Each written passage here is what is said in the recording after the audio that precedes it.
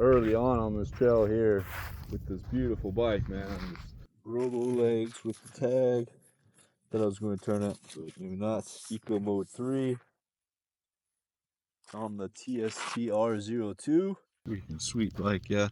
You know what I mean? They got headlights, got all these different gears. You can see Vegas here in the background. There's the strip. Beautiful day in Vegas.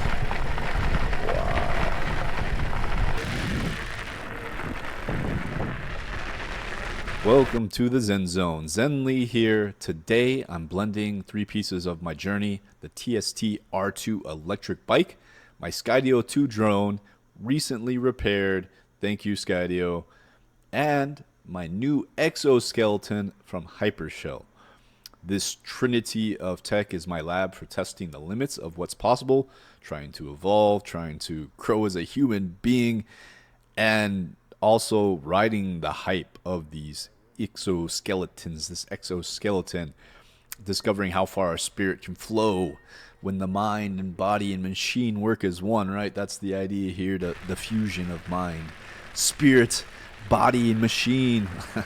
I guess that's more than a trinity. I really am enjoying the journey so far.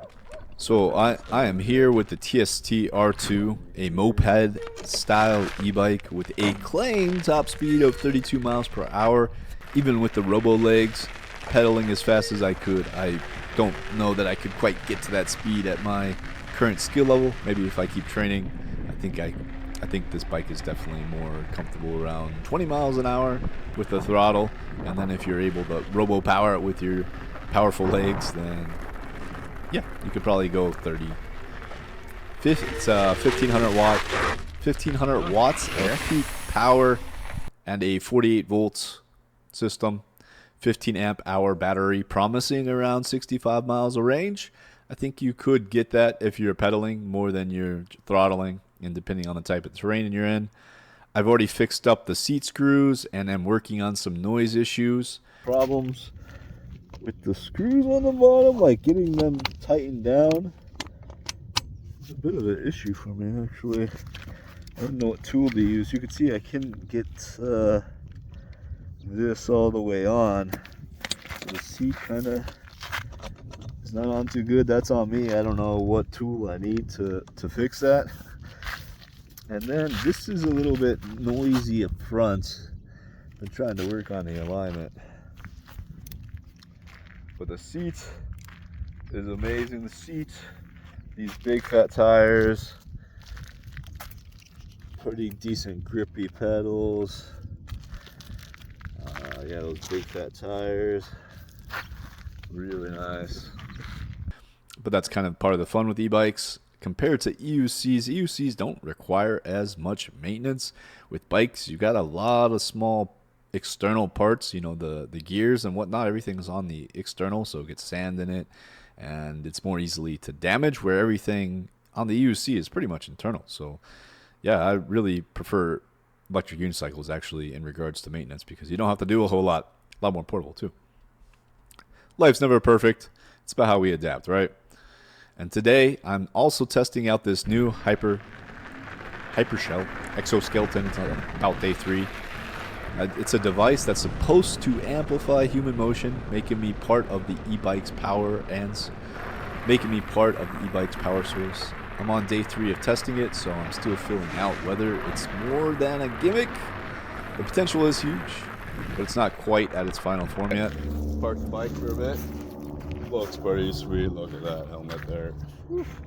Suddenly, hopefully nobody takes it. We're just going to take the robo legs, which are not very good with shorts. I don't recommend that you wear shorts with them, but yeah, we're in eco mode 3. It's like my favorite of trailing. Currently in eco mode. Not going to be too far from the bike there. Look at that beauty. Oh yeah.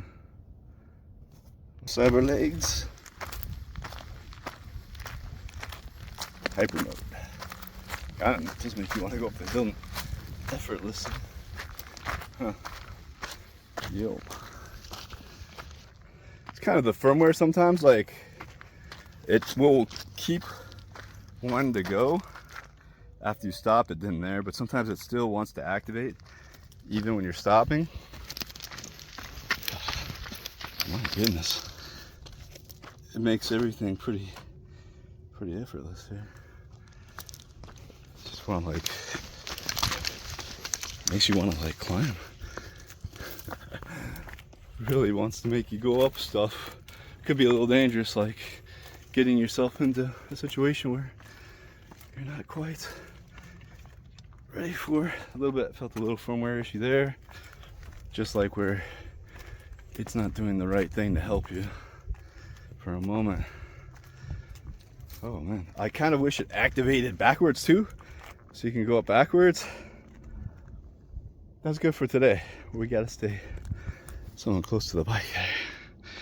I've had my water today. Look at that beautiful bike.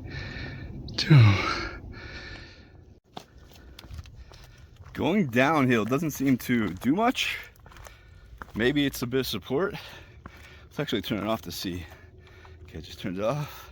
Yeah, I don't really feel like it does a whole lot going downhill. Going uphill, 1,000%. Nah, not 1,000%. It does feel like 40% sounds like a good number. 40% easier. Honestly, when I'm out here riding the TST, drone following my path, exoskeleton adding a bit of boost, it feels like I'm living in the future. I'm not sure if the exoskeleton is truly necessary for a ride like this, but it's an experiment.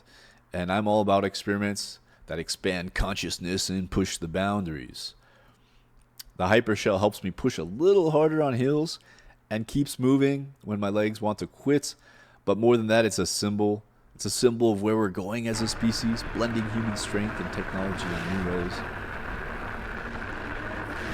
Adventure isn't about having the perfect tool or the best tech. It's about showing up. It's about curiosity and devotion. The Hypershell might not be there yet, but it's a reminder that evolution is always in motion.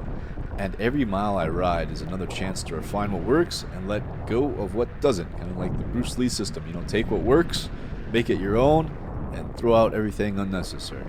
That's kind of what we're doing with all these different tech, trying to fuse together a blend of tech and safety gear that could really become something special in the future. Right now, with the exoskeleton, you know, you don't have all that protection. I'm only on day 3 of testing it. Still a lot more tests to do.